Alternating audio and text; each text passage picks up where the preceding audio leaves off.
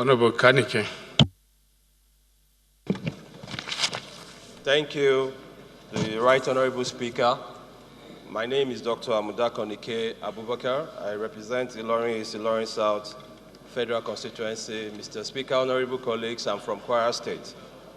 I want to support that this bill be read the second time. The importance of the bill cannot be overemphasized. Cancer is a non-communicable disease. My opinion about the bill is that when it passes the second reading and it goes to the committee level, there will be opportunity for stakeholders to make it more robust. Mr. Speaker, what we need essentially is not just a breast cancer testing and treatment center. Cervical cancer that principally affects women too should be included in the consideration. 2 days ago, my colleague, Honorable Fijabi, moved a motion on the floor regarding the need to also set up free screening centers for cervical cancer, and a lot of advocacy is a preventive component of making sure that we don't lose our sisters, our mothers, and our friends to this cancer that are preventable. The solution to most of these cancer incidences is early detection. And in trying to make sure that there's an early detection, you must advise that screening centers must be set up. During the debate of that motion and support of that motion, it was mentioned that some first ladies in states, they have cancer centers. The one in Oyo State was mentioned by Honorable Fijabi.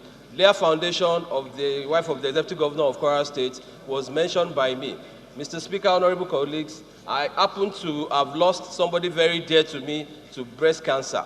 I know the agony, I know the trauma, and I can tell you, Mr. Speaker, there are less than 5 radiotherapy centers in this country.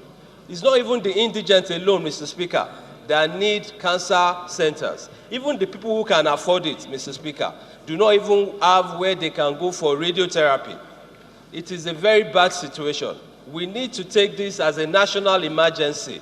The number of people that travel to India and other locations to have partial mastectomy and to have other cancer-related surgical interventions, you cannot imagine. It is actually a large component. I can tell you, most of the medical tourism that leaves this country, nothing less than 30% are associated with breast cancer.